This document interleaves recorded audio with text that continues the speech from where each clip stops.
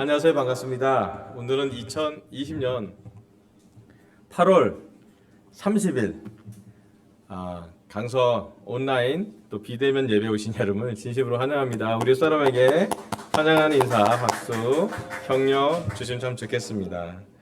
또 집에서 예배를 드리고 또 제주도에서 함께 예배를 드리는 가정 예배에서 함께 예배드리는 모든 분들을 진심으로 환영합니다. 다시 태풍이 올라오고 있고 또 날씨가 덥고 또 코로나 환경이 거리두기 2.5 단계 정도의 어려운 상황이 지속되고 있습니다. 이런 어려운 상황에서도 함께 예배를 드릴 수 있으면 감사하고 또 오늘은 이제 옹기바이오톡에서 예배를 준비하고 있는데 우리 현숙 형제를 봐서 너무 감사하고 또 우리 윤정자매님께서 성찬을 나눠주셔서 그리스도의 충만함에서 얘기하는 것에 대해서 너무 감사하고 또 우리 최철 형제도 같이 또 오늘 찬양은 우리 현욱 형제 혼자만 있는 게 아니라 옹기바이오톡 완전체잖아요. 우리 왼쪽에 현식이 오른쪽에 최철 형제가 있어서 좋은 것 같아요. 저는 형제들이 이렇게 얼굴만 보는 것만으로도 당연하지 않고 예전엔 참 매주 예배를 참 모여서 잘 드렸는데 이렇게 얼굴을 보는 것 자체가 이 코로나 환경에서는 너무 어렵기 때문에 너무 특별하다 생각이 들었고 여러분의 얼굴을 보는 것만으로도 너무 기쁘고 감사합니다. 또 코로나 환경이 잘 회복이 돼서 조만간 여러분의 얼굴을 다 보고 심지어 주일학교 아이들을 보고 예배를 드리고 싶습니다. 또 우리 주일학교 아이들 집에서 너무 바쁘고 답답할 텐데 너무 보고 싶고 우리 교회 목사가 주일학교 아이들한테 너무 보고 싶다고 꼭 전해주고 싶습니다.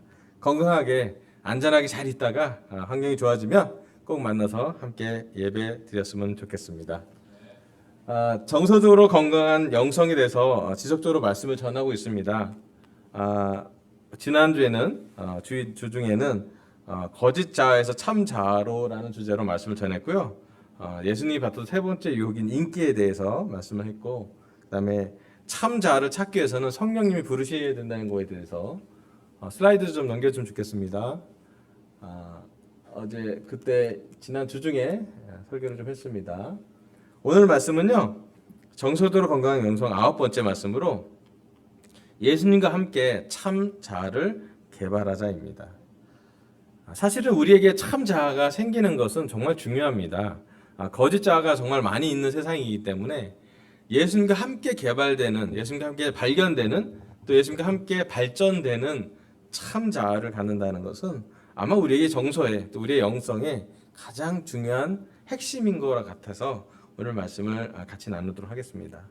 먼저 마태복음 3장 1절부터 3절까지 우리 괜찮으시면 같이 한번 읽어볼게요. 마태복음 3장 1절부터 3절. 그 무렵에 시작.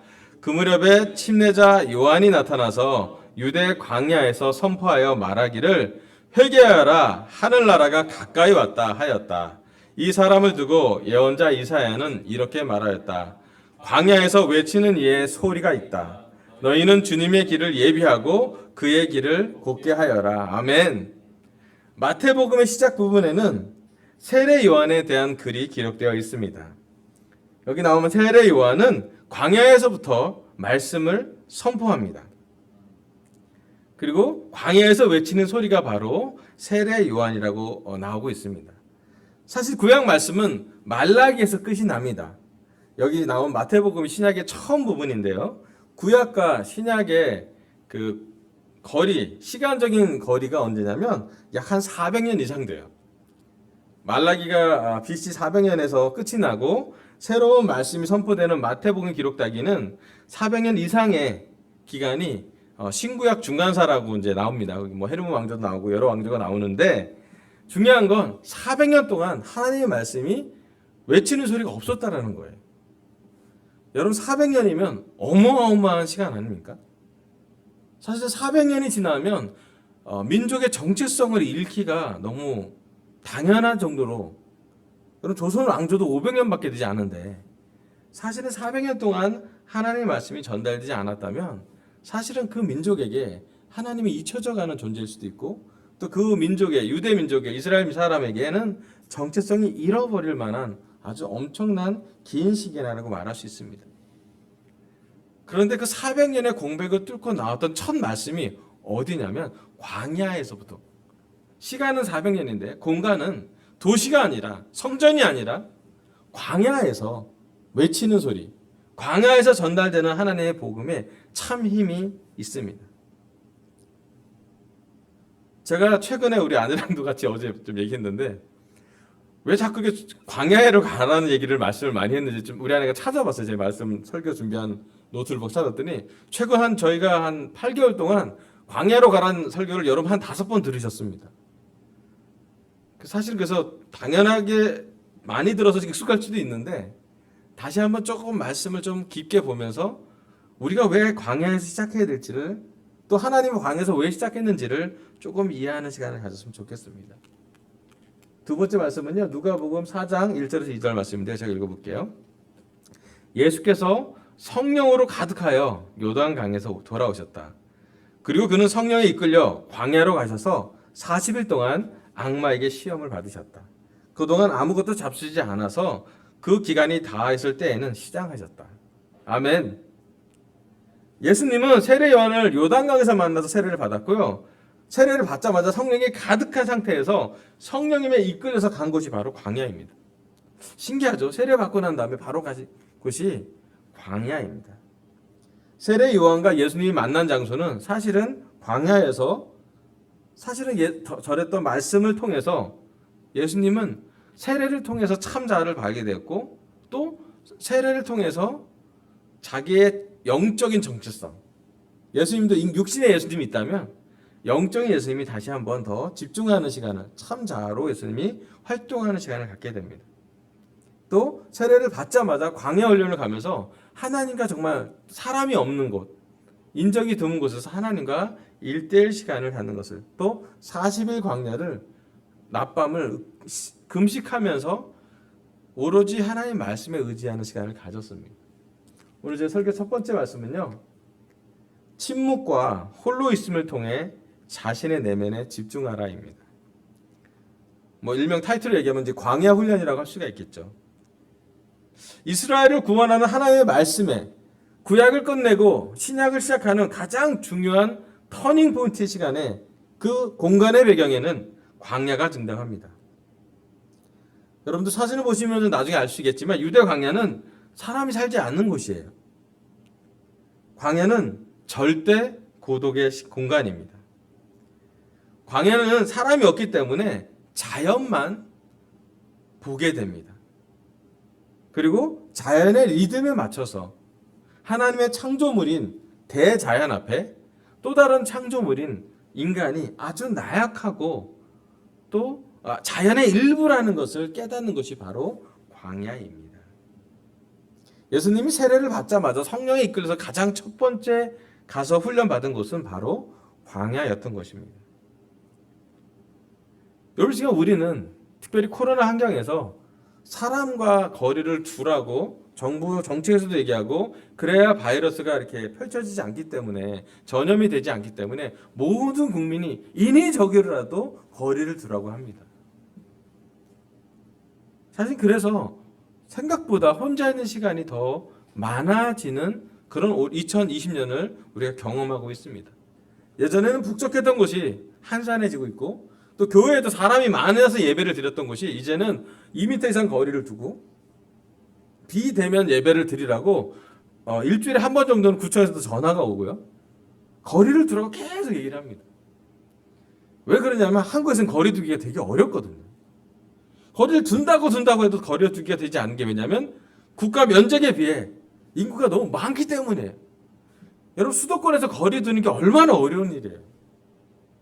온 정부가 여러 경로를 통해서 문자를 보내고 연락을 해도 잘 안 되는 게 거리 두기예요. 왜 그러냐면 그만큼 우리는 거리 두기가 할 수 없는 환경에서 수십 년을 살았기 때문에.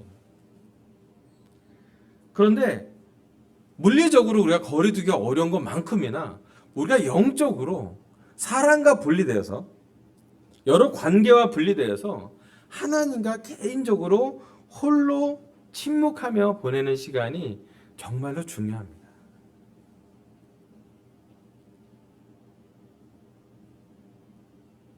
매체나 텔레비전, 유튜브, 인터넷, IT 기기, 여러 소음, 인위적인 많은 것들을 잠깐 내려두고 우리는 하나님과 얼마큼 좋은 시간을 보내고 있는지요.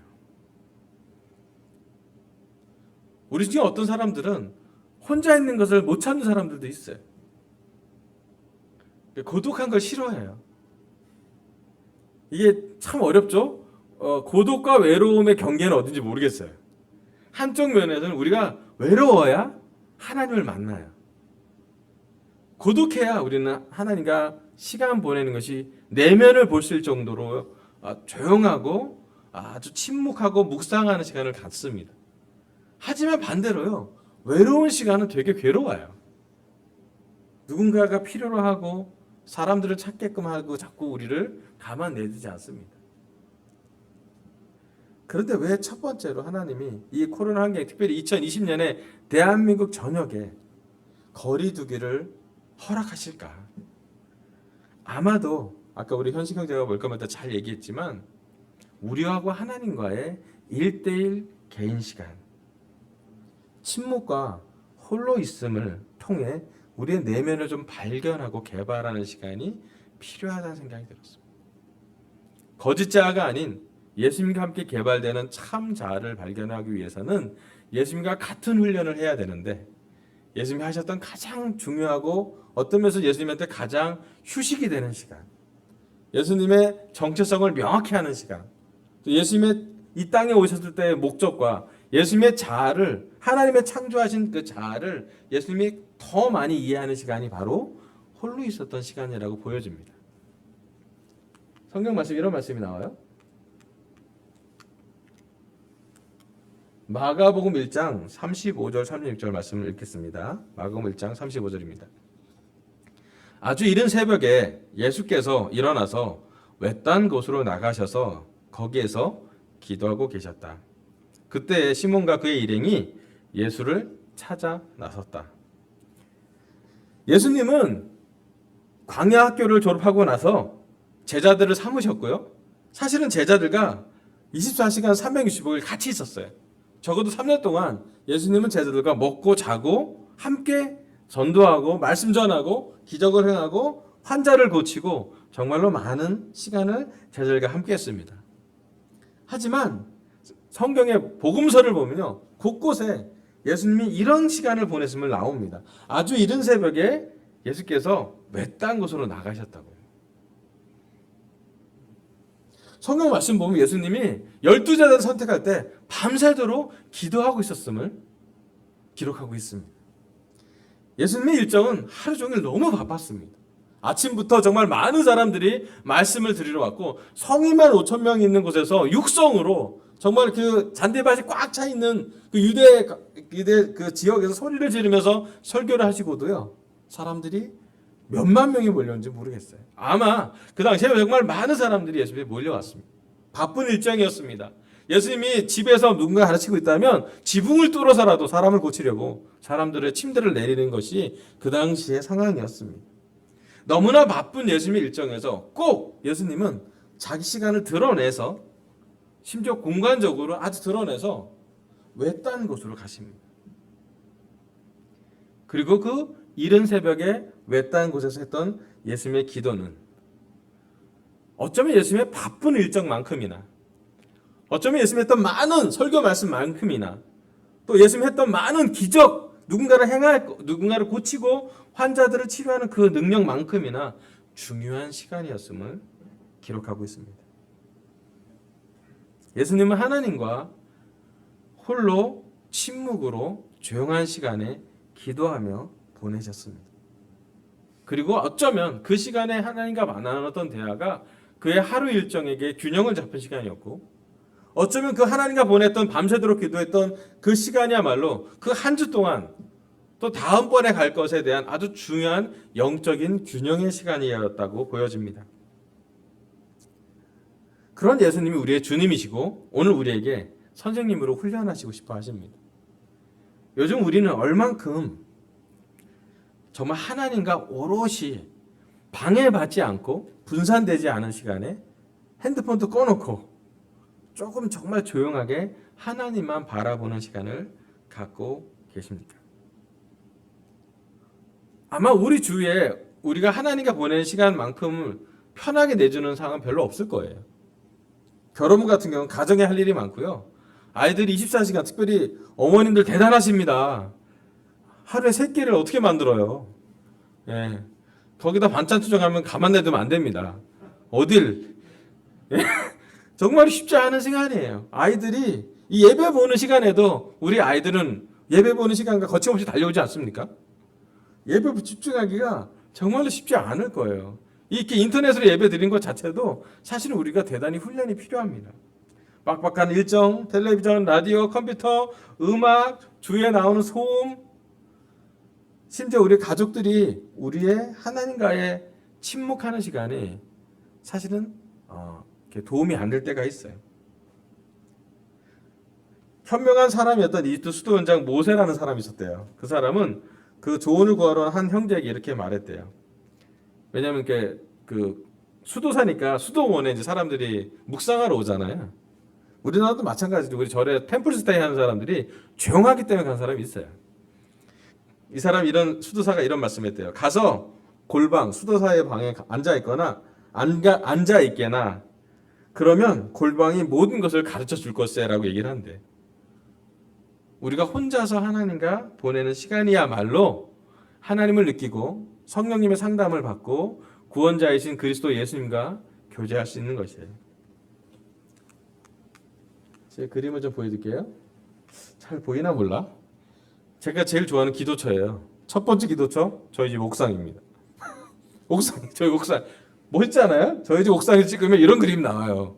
웬만큼 남산 안 부러워요. 저희 집이 지하 2층, 지상 6층밖에 안 되는 8층밖에 안 되는 건물인데도 올라가면 목동, 목사동 이렇게 보이고요. 밤에 이렇게 그림이 나온지 모르겠지만 밤에 그 구름이 너무 예뻐요. 어제도 사실은 아내랑 같이 밤 9시 넘어서 기도하러 올라갔는데 달이 너무 달에 이렇게 해무리가 있는 것처럼 달무리가 보이는데 되게 좋아요. 탁 트인 공간에서 멀리 가지 않아도 계단 2개만 올라가면 저희 집에는 아마 우리 집에 제가 이사 오기에 가장 큰 동기를 제공했던 우리 아내랑 이사 올 때 가장 흥분되게 했던 것이 바로 옥상이었습니다. 집 안이 아니었어요. 집 안은 거주할 뿐 우리가 있을 곳은 옥상입니다. 영적으로 힘들다가도 옥상 가면 좀 낮아요. 답답하면 옥상에서 바람도 불고요. 또 정말 많은 시간, 지금도 마찬가지지만 거의 매일 옥상에 올라가요. 날씨가 이렇게 좋을 땐 빨래도 널고요. 또 거기 안에서는 제가 영적으로 많이 충전되는 시간을 가져요. 그때는 정말 조용해요. 그리고 하늘이 지상보다 더 많이 보여요.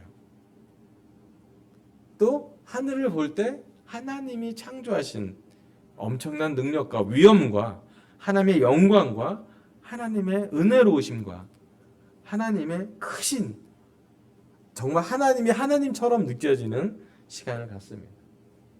제가 너무 이 시간 기도하는 시간 되게 좋아해요. 두 번째 시간은요. 예쁘지 않아요? 저희 두 번째 기도죠. 여기 누군지 아시는 형제들 몇 명 있어요. 자전거 3대가 있는데 제 앞에 게 제 자전거고요. 두 번째 자전거가 우리 최철 형제 자전거고 세 번째 자전거 반만 나온 거 새 자전거인데 강현의 형제 자전거예요. 네.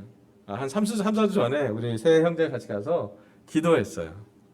제가 주일날 날씨가 이렇게 좀 흐리지 않거나 비가 오거나 이러지 않으면 거의 해가 질 때쯤 저는 혼자 자전거를 타고 거리두기를 하면서 거리두기 하면서 할 수 있는 운동이 많지 않아요? 사람 거의 안 마주치면서 자전거 타고 가서 해가 질 때쯤 여기에 서서 기도해요. 예쁘지 않아요? 저 이 색깔은 정말 마치 하나님이 붓을 들고 이렇게 하늘에 이렇게 그림을 칠하는데 자연스럽고요. 아름답고요. 제가 카메라에 담아서 그렇지 그렇게 이렇게 안아스럽게 보면 이렇게 감동이 와요. 사실은 자전거 타고 뭐 길지 않아요. 한 40분만 자전거 열심히 내 다리 힘을 줘서 가면은 그 시간에 해가 질 때쯤 되면 이런 장면이 펼쳐져요. 오늘만 있는 게 아니라 내일도 그럴 거고 해가 질 때는 아마 이 장면이 많이 펼쳐질 거예요. 저에게는 땀 흘리면서 운동하고 하는 자전거 끝나고 나서 기도하는 시간이 참 좋아요. 그리고 그 시간을 통해서 하나님을 좀 느끼는 그러고 나오고 나면 마음에 좀 이렇게 공기가 좀 들어간다랄까? 좀 여유가 생기고 또 운동했기 때문에 피가 좀 잘 순환이 돼서 그런지 모르겠지만 기분이 좋아지고 또 잠이 잘 오고 이렇게 됩니다. 뿐만 아니라 우리 아내랑 같이 우리는 우리 앞에 있는 앞산, 큰 산 아니고요. 동산이에요, 동산. 봉제산에 가면 거기 산마루 공원이라는 데가 있어요. 우리의 기도처. 아내와 함께 우리 아내는 자전거 많이 안 타니까 그 산에 가서 이렇게 같이 기도하면 그 땀 흘리고 그냥 계단 좀 올라가서 길지도 않아요. 사실 한 20분만 올라가면 되는데 정상 가면 한 30분밖에 안 걸려요. 근데 거기서 하는 기도는 땀을 흘려서 해서 좋은 기도인지 아니면 정말 올라가는 과정에 이렇게 그 나무에서 나오는 산소를 많이 마셔서 그런지 기분이 되게 좋아요. 그리고 거기서 하는 기도는 참 특별해요. 때로는 거기 그 산 꼭대기에서 여러분이 했던 그 기도 리스트를 딱 모아놓고 우리 강석교회 기도를 한 사람 한 싹 하다 보면 마음이 이렇게 잘하는 게 느껴져요. 제가 바쁜 일정 또는 여러 매체에 집중되거나 분산되지 않은 환경에서 할 수 있는 유일한 공간은 아마 이 세 가지인 것 같아요. 옥상, 그 다음에 우리 자전거 타고는 그 아라 관문 그 앞에, 그 다음에 우리 산 중턱. 이 시간에야말로 저하고 하나님과의 개인적인 시간을 보내고 그 시간은 저에게 혼자 있음이 나쁘지 않은 시간이에요. 그 시간은 목적을 하나님과 만난다는 목적을 갖고 있고 또 하나님과 기도했기 때문에 제 마음이 조금 힐링되는 시간인 것 같습니다. 우리 가능하면 매일 또 적어도 매주 하나님과 혼자 있고 침묵하며 묵상하는 시간을 즐길 수 있길 바라요. 그게 기도 시간일 수도 있고요. 그냥 운동하는 시간일 수도 있고요. 산책하는 시간일 수도 있고 멀리 가지 않으셔도 돼요. 하나님은 우리 기도를 들으세요. 다만 우리가 어떤 마음으로 기도하고 있는지, 어떤 상태에서 기도하고 있는지, 어떤 태도로 그 혼자 있는 시간을 보내고 있는지를 하나님은 궁금하세요. 그래서 저는 부탁하고 싶습니다. 이 코로나 환경에 더더욱이나 더 많이 해야 될 것이 이 세상에 많은 뉴스를 보는 것도 중요하고 그 뉴스가 별로 좋은 뉴스가 아니라서 특별히 기독교하기엔 너무 안 좋은 뉴스가 많아서 제가 더 창피하고 미안하고 아쉽고 왜 목사님이 거짓말을 하는지 잘 모르겠지만 한 가지 제가 아는 것은 목사님이 왜 거짓말을 할까나 집중하는 시간보다 나는 그 목사로서 기도하고 있는지 나는 이 나라의 기독교를 위해서 비난할 수 있지만 더 많이 조용하게 하나님과 시간 보내며 그것을 위해 기도하고 있다면 더 중요한 것 같아요. 신천지에 대해서 강력하게 우리가 쉽지 않은 마음을 갖고 있지만 이 시대의 젊은 사람들이 신천지에 가는 이유는 젊은 사람에서 우리가 더 많이 기도해야 되기 때문인 것 같습니다. 우리가 어떻게 우리 자신을 더 많이 누군가를 비난하거나 누군가에게 안 좋은 마음을 갖기 전에 우리에게 좋은 마음을 만들게 해주신 하나님과 그 마음을 잘 해결할 수 있고 또 코로나 환경 때문에 스트레스도 많고 정말 여러 가지 역학관계 때문에 힘들지만 그럼에도 불구하고 우리가 하나님과 시간 보낸다면 또 그 시간이 우리에게 참 의미 있을 거라 생각합니다. 예수님은 제자들과 함께 있는 시간이 그의 모든 것으로 뽑아낸 것이 아니라 혼자서 하나님과 보내는 시간으로 그의 참자를 잃지 않으셨어요. 예수님은 주기적으로 하나님을 만나셨고 또 충분하게 하나님과 시간 보낼 때까지 그 시간을 놓치지 않으셨습니다. 심지어 제자들이 찾으러 다닐 정도로 예수님은 숨어 계셨습니다. 때로는 우리도 그런 시간을 만들어내면 좋겠어요. 누가 우리를 찾아도 괜찮으니까요. 그때까지 우리가 조용하게 하나님과 특별한 시간을 보냈으면 좋겠습니다. 침묵과 홀로 있음을 통해 우리 자신의 내면에 집중하신 시간을 갖기로 우리도 우리만의 기도처, 우리만의 광야로 가서 결정하면 좋겠습니다. 아멘. 두 번째 말씀은 마태복음 3장 13절부터 17절 말씀입니다. 그때 예수께서 요한에게 침례를 받으시려고 갈릴리를 떠나 요단강으로 요한을 찾아가셨다. 그러나 요한은 내가 선생님께 침례를 받아야 할 터인데 선생님께서 내게 오셨습니까? 하고 말하면서 말렸다. 예수께서 그에게 말씀하셨다. 지금은 그렇게 하도록 하십시오. 이렇게 하여 우리가 모든 의를 이루는 것이 옳습니다. 그제서야 요한이 허락하였다. 예수께서 침례를 받으시고 곧 물에서 올라오셨다. 그때 하늘이 열렸다. 그는 하나님의 영이 비둘과 같이 내려와 자기 위로 오는 것을 보셨다. 그리고 하늘에서 소리가 나기를 이는 내가 사랑하는 아들이다. 내가 그를 좋아한다 하였다. 아멘. 여기 예수님이 광야로 가기 전에 했던 장면이 나옵니다. 그것은 예수님이 세례의 요한을 찾아가서 세례를 받는 장면이에요. 예수님이 개인적으로도 하나님 시간을 보냈지만 또 이 균형적인 말씀이 그 반대점에 또 다른 말씀이 있습니다. 오늘 설교 두 번째 포인트는요. 신뢰할 만한 동반자를 찾으랍니다. 첫 번째 포인트와 균형을 이룰 수 있는 두 번째 포인트가 바로 여기 있습니다. 첫 번째는 하나님과 홀로 묵상하며 침묵하며 시간을 보내는 것이고요. 두 번째는 그럼에도 불구하고 하나님 우리에게 허락한 신뢰할 만한 동반자, 영적인 동반자를 찾으라는 것이에요. 예수님은 세례 요한을 찾아갔습니다. 세례 요한은 누구냐면 아마도 그 시대에 유일하게 예수님의 존재를 조금이라도 인식할 수 있는 사람이었을 거예요. 세례 요한은 그 당시에 예수님이 하셔야 될 말씀, 예수님이 하셔야 될 하나님의 일을 먼저 준비한 사람이었고 예수님이 메시아라는 것을 먼 발치에서는 완전하진 않지만 이해했던 사람이고 세례 요한은 예수님의 사촌 형이라고도 합니다. 예수님은 많은 사람을 찾아가지 않았습니다. 대제사장을 찾아간 것도 아니고 율법학자를 찾아간 것도 아니고 바리새인, 그 당시 정치를 잘하는 유력한 힘이었던 바리새인을 찾아간 것도 아니고 광야에서 말씀을 전했던 세례 요한을 찾아가셨어요. 왜? 그 세례 요한에게서 신뢰할 만한 하나님의 말씀에 대한 동역자로 같이 공감할 수 있기 때문이에요. 그리고 세례 요한에게 얘기합니다. 세례를 주라고. 예수님이 겸손하게 자기가 세례를 받습니다. 그랬더니 하나님이 너무 기뻐하세요. 하늘에서 이런 얘기를 합니다. 이는 내가 너무 기뻐하는 내 아들이라고요. 이는 내가 사랑하는 아들이라고. 내가 그를 좋아한다. 여러분 마태가 기록을 합니다. 예수님이 세례 장면에 비둘기처럼 성령이 내려오는 것과 그들이 뭔 소리를 들어요. 이는 내가 사랑하는 아들이다. 내가 그를 좋아한다.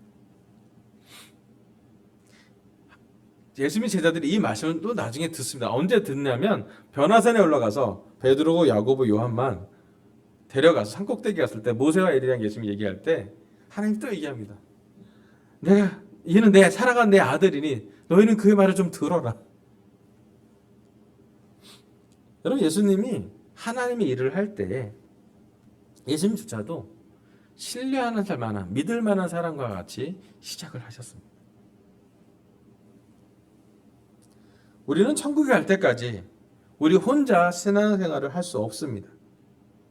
만약에 우리가 혼자 있는 동안 정말로 사회적인 거리두기, 영적인 거리두기를 해서 우리가 혼자 있는 동안 사탄은 울부짖는 사자처럼 우리의 약점을, 우리의 죄성을 물고 흔들 것입니다. 디트리 보네퍼라는 유명한 신학자는요, 그에 있어서 신자의 공동생활에 이런 말을 써놨어요. 홀로 있을 수 있는 사람은 공동체를 조심하고 공동체 안에 있지 않은 사람은 혼자 있는 것을 주의하라고 경고했습니다. 말이 어렵죠? 홀로 있는 사람은 공동체를 조심하고 공동체 안에 있지 않은 사람은 혼자 있는 것을 주의하라고요. 여러분 되게 재밌죠? 우리 교회는 이 세상과 분리된 공간입니다. 분리된 것이, 영적으로 분리된 것이 교회입니다. 세상과 어둠이랑 빛이 분리되듯이 우리는 분리됐습니다. 근데 반대로요, 우린 세상에 영향을 줘야 되기 때문에 교회 제자들과는 연결돼야 됩니다. 세상에 많은 사람들은 우리의 삶의 방식을 이해하지 않습니다. 세상은 채우려고 노력하지만 우리는 베푸려고, 나누려고 노력합니다. 세상은 높아지려고 노력하지만 우리의 예수님의 제자들은 섬기려고 노력합니다. 물론 우리 안에 두 가지 자아가 있죠. 육체적인 자아가 있어. 우리도 높아지고 싶고, 우리도 갖고 싶고, 우리도 채우고 싶지만 많은 경우 영적으로 우리는 나누게 배우고, 섬기게 배우고, 낮아지게, 예수님을 따라 살도록 우리는 훈련받습니다. 우리는 홀로 그러면서도 함께 그러면서도 혼자 있을 줄 알아야 합니다. 이게 바로 성경 말씀의 균형이죠. 우리의 내면의 변화가 필요할 때 내면의 변화를 막는 두 가지가 있습니다. 내면의 변화를 가로막는 두 가지 요소는 크게 두 가지라고 보는데요. 그 책에 기록되어 있어요. 첫 번째, 자기 자신으로 살 수 없게 하는 다른 사람들의 엄청난 압박감이 내면의 변화를 주지 않습니다. 두 번째는 생각보다 더 깊이 또 더 넓게 퍼져 있는 자신의 고집스러운 아집. 이 우리 내면에 변화를 시키지 못해요. 이 두 가지가 연결되어 있습니다. 하나는 주위 사람에게서 오는 큰 압박감이 우리를 변하기가 되게 어렵게 해요. 우리 내면보다는 우리 외면에 집중하게 도와하죠. 또 반대로 내면에 우리 자신을 막는 게 있어요. 고집과 아집이 있다는 거예요. 제가 결혼부 형제 자매를 만나보면 남편과 아내에 대해서 기대를 가질 때 그걸 보게 됩니다. 내 남편은 이런 고집이 있고 내 아내는 이런 교만이 있어요. 바꾸려고 해도 잘 안 바뀌어져요. 그렇지만 그걸 보는 사람이 여러분의 동반자임을 기억하시면 좋겠어요. 여러분, 때론 우리 동반자가 우리의 장점만 보지 않습니다. 하나님이 우리 짝을 주신 이유는 우리의 약점을 보고 함께 그 약점을 안고 걸어가면서 하나님의 나라에 갈 수 있도록. 물론 마지막 심판의 날은 나와 하나님과 개인적 시간을 보내겠지만 그때까지는, 마지막 수명이 끊을 때까지는 우리가 하나님의 공동체 안에서 신뢰할 만한 동반자를 찾고 그 동반자와 함께 걸어가야 합니다. 여러분, 빨리 뛰려면 혼자 가는 거고요. 멀리 뛰려면 같이 가야 됩니다. 네, 말씀 하나 더 읽을게요. 히브리서 10장 21절 29절입니다. 그리고 우리에게는 하나님의 집을 다스리시는 위대한 제사장이 계십니다. 그러니 우리는 확고한 믿음을 가지고 참된 마음으로 하나님께 나아갑시다. 우리의 마음에다 예수의 피를 뿌려서 죄책감에서 벗어나고 맑은 물로 몸을 깨끗이 씻었습니다. 또 우리에게 약속하신 분은 신실하시니 우리가 흔들리지 말고 우리가 고백하는 그 소망을 굳게 지킵시다. 그리고 서로 마음을 써서 사랑과 선한 일을 하도록 격려합시다. 어떤 사람들의 습관처럼 우리는 모이기를 중단하지 말고 서로 격려하여 그 날이 가까워 오는 것을 볼수록 더욱 힘써 모이시다. 아멘. 히브리서자는 가장 먼저 우리는 마음에다 예수의 피를 뿌려서 죄책감에서 벗어나고 맑은 물로 몸을 깨끗이 씻었다고요. 우리가 세례 받을 때 우리 안에 죄의 용서함을 받았고 성령님을 선물로 받았습니다. 그리고 얘기합니다. 우리가 소망을 하나님께 두고 우리가 살아있으면서 해야 될 건 뭐냐면 서로 마음을 써서 사랑과 선한 일을 하도록 격려하라고. 그리고 힘써 모임을 중단하지 말고 힘써 모이라고 했습니다. 이 말씀이 사실 상당히 어려운 말씀이죠. 특별히 최근 코로나 환경으로 특별히 2020년에는 모이기가 정말 힘듭니다. 대면 예배를 하기가 힘들기 때문에 모인다고 했을 때 우리가 육체적으로 한 공간으로 모이는 것에 대해서 한계가 있습니다.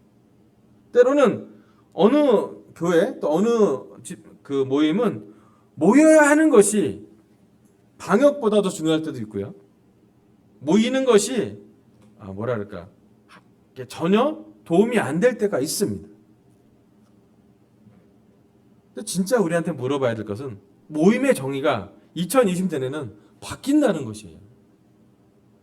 2019년에는 없었던 개념이 2020년에 도입되는 건 뭐냐면 예배를 온라인으로 드리는 게 더 많아졌습니다. 이제 모인다는 개념이 육체적으로 한 공간에 있는 것만의 모임이 아니라 이렇게 드리는 예배, 이렇게 드리는 세례. 우리 제주도의 세례는 뭐냐면 서울과 제주도와 더 많은 다른 미국과 말레이시아를 포함해서 그 형제자매들이 함께 모여서 사실은 어떤 공간에 있는 것 같긴 한데 그 공간은 육체적인 한 공간은 아니고 온라인을 통한 그런 온라인 공간이었어요. 어쩌면 하나님이 예수님이 이금 시대에 오면 이 모임을 되게 중요시 여길 거라는 확신이 생겼습니다. 대면 예배만큼이나 중요해요. 대면 예배도 중요한 것 같아요. 무시하지 않습니다. 모이는 예배가 여기 예배 드리러 오는 사람이 느낄 거예요. 집에 혼자서 모니터 있는 것보다 직접 예배 드리는 게 훨씬 더 집중이 잘 될 거라고. 당연하죠. 하지만 대면 예배만큼이나 비대면 온라인 예배가 중요한 환경이 되었습니다. 우리가 처음 세례받을 때 이렇게 배웠습니다. 교회는 건물이 아니라 제자들의 모임이라고. 근데 중요한 거는 우리는 모이고 있는지요. 모임에 힘쓰라고 했는데 힘을 써서 모이고 있는지요. 여러분 집에서 모니터 보는 거 힘 써서 될 일은 아니고 더 편한 일일 수도 있어요. 핸드폰이나 IT 기기를 갖고 열어놓고 예배 보는 거 딴점 피기 딱 좋은 환경이죠. 우리가 힘을 써야 합니다. 힘써 모이는 건 뭐냐면 우리가 모이기 위해서 희생해야 되고 뭔가를 해야 돼요. 여기서 힘써 모이라고 얘기할 때 우리한테 중요하게 적용될 수 있는 부분은 뭐냐면 우리가 먼저 전화하고 먼저 모이기에 노력하는 것이에요. 누가 시켜서가 아니라 모이라고 해서 모이는 게 아니라 내가 너를 만나고 싶어. 내가 너랑 통화하고 싶어. 내가 너와 영적인 얘기를 내 마음을 나누고 싶어라고 먼저 다가서는 것을 의미하는 것입니다. 여러분 1세기 제자들이 교회가 좋아서 모인 것이 아니라 그들은 335 가정에서 심지어 지하 동굴에서 모이려고 노력했습니다. 로마의 압제를 피해서 그들은 모여서 그리스도를 믿고 성찬을 나누며 마음을 키웠습니다. 여러분 우리에게 신뢰할 만한 동반자가 있어야 되고 그 동반자 함께 하는 것이 바로 영적인 모임일 거예요. 여러분 얼마만큼 우리는 신뢰할 만한 동반자로 살고 있나요? 남편과 아내가 육적인 동반자인데 얼마큼 영적인 동반자로 기능하고 계신지요? 우리 아이들에 대해서 우리는 얼마큼 영적으로 같이 걸어가지고 그들의 마음과 대화가 가능한지요? 이 말씀을 들으면서 내가 이 영적 여정을 함께할 사람이 아무도 없어요 라고 난 사람이 있을지도 몰라요. 또 우리의 성품 중한 내성적인 낯가림이 있어서 함께 누군가를 사귀는 게 오래 걸릴 수도 있습니다. 하지만 그런 사람일수록 영적인 신뢰할 만한 동반자를 찾기 위해서 기도하길 바라요. 저희가 강서교회 시작하면서 가장 제가 요즘 기쁜 건 뭐냐면 새로운 관계가 성장되는 것이 보기 너무 좋습니다. 여기 나온 우리 현욱 형제랑 영욱 형제랑 좀 친해지고 있어요. 보기 좋습니다. 한 분은 여기 우리 서울에 있었고 한 분은 일산에서 오셨는데 둘이 친해지고 있어요. 네, 둘이 서로 좋아하는 관계입니다. 네, 괜찮습니다. 더 좋아라고 얘기하고 싶어요. 여기는 현수 형제랑 철 형제가 친해지고 있습니다. 한 분은 또 일산에 있었고 한 분은 서울에 있었는데 친해지는 게 보기 참 좋아요. 새로운 관계도 있습니다. 우리 저기 김민호 형제 지금 천원도 살고 있는데 형제랑 우리 송영주는 광명에 살아요. 둘이 되게 멀잖아요. 사실은 거리적으로 보면 서울을 거의 횡단을 해야 되니까. 그런데 둘이 친해요. 괜찮아요. 좋아요. 제가 얘기하지 않아도 여러분이 친한 사람 많은 거 알아요. 괜찮아요. 여러분 나 친해지는 거 좋아요. 부탁하기로는 여러분 영적인 동반자와 함께 영적인 마음을 나누십시오. 그냥 친하다가 아니라 같이 하나님을 바라보고 같이 내 마음을 나누고 죄도 나누고 걸어가야 됩니다. 부부가 걸을수록 도와주시고 또 결혼부 형제, 결혼부 자매가 깊어지는 대화를 할 수 있고 서로를 위해 기도하면 참 좋겠습니다. 강서교회 안에 저는 더 깊은 영적인 교제를 하라고 부탁하고 싶어요. 만나지도 못하겠고요. 얼굴도 못 보고 밥 먹으면 안 된대요. 예, 맞습니다. 그냥 그러게 물어보고 싶어요. 얼마큼 다른 형제로서 먼저 전화하고 계신가요? 주말이면 여러분의 시간은 다른 부부와 시간을 보낼 정도로 여유가 있나요? 그리고 영적인 얘기를 할 만큼 우리는 용기가 있나요? 그게 죄가 됐던, 기도가 되었던, 걱정이 되었던 모든 우리의 마음의 것을 함께 나눌 준비가 되어 있는지를 하나님은 묻고 싶습니다. 예, 첫 번째로는 하나님과 홀로 있는 게 필요하고요. 두 번째는 하나님과 함께 걸어가는 사람이 필요해요. 그런 동반자를 새롭게 사귀라고 부탁하고 싶어요. 또 이런 코로나 환경이기 때문에 온라인 환경에서 더 신뢰할 만한 영적인 좋은 시간을 찾아다니셔야 됩니다. 그래서 그것을 함께 얻어가길 바랍니다. 오늘 하나님은 저에게 정서적으로 건강한 영성 9번째로 예수님과 함께 참 자아를 개발하자고 그랬습니다. 참 자아를 개발하는 첫 번째 광야 훈련을 해야 돼요. 침묵과 홀로 있음을 통해 우리 자신의 내면을 집중하면 좋겠습니다. 광야에 가면요, 창조주 하나님과 상담자 성령님과 메시아 예수님을 만나는 아주 조용한 우리의 기도처, 우리의 광야를 정해서 혼자 있으면서 하나님과 너무 좋은 시간을 보내십시오. 두 번째, 신뢰할 만한 동반자를 찾으십시오. 우리에게 영적인 친구, 또 새로운 영적인 친구가 필요하다면 그 친구를 만나서 찾을 수 있도록 기도하고, 이 설교가 끝나면 설교 끝나고 오늘 오후에라도 전화를 하셔서 영적인 얘기를 함께 나누시길 바랍니다. 이상으로 설교를 마치겠습니다. 감사합니다.